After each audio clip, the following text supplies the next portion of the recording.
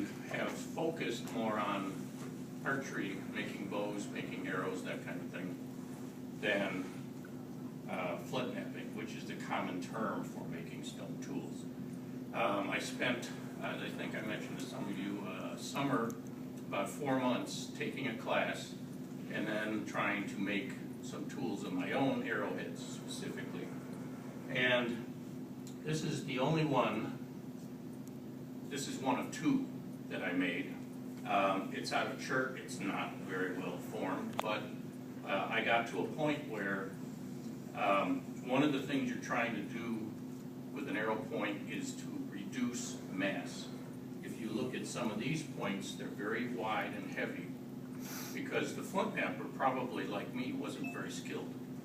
If you keep trying to get more and more mass off, chances are they're going to break unless you're pretty good.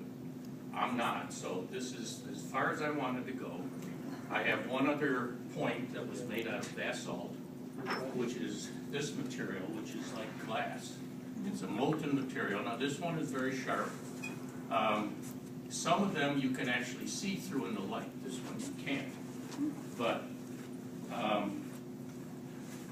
this one you can, and also this one you can. So if you hold it up to the light, you can actually see through them. These are both knives, bear jaw and an antler. This is an arrowhead. The point I purchased, but I mounted it, got the feathers, tied them on, because the period that I portray at Trail of History and other places is 1763, the end of the French-Indian War. Native Americans at that time were using bone, stone, and metal points. The metal, obviously, the most durable. The vulnerable point of any stone tool like this is the point. When you shoot it at an animal, or if you're going to club someone over the head or chop down a tree, the vulnerable point is the edge. So they're constantly, as we found last week, going over them to redo the edge to keep it sharp. So one of the things that I have here is a progression of a large point and then kind of going down to smaller points and down to what would probably be called a bird point, very small, or they would use a blunt. This may actually be for small, like squirrels, things like that. And a blunt, meaning just a flat part on the front of the, just like cut this off, and that's enough to kill a bird, and probably even a squirrel.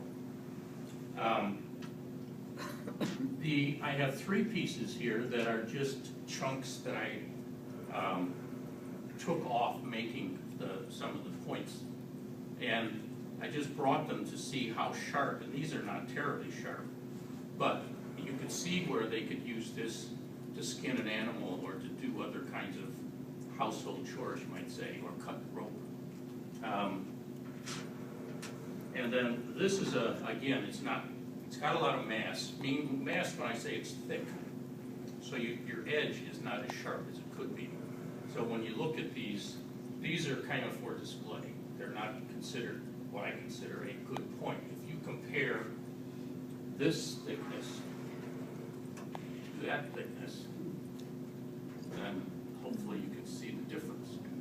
This is very well done, very thin, cost me almost $100. And that was cheap 25 years ago.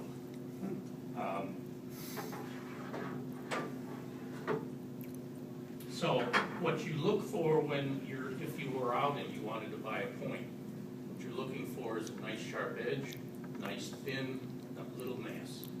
And then you're probably going to pay a little money for it. The other thing I have is 3 magazines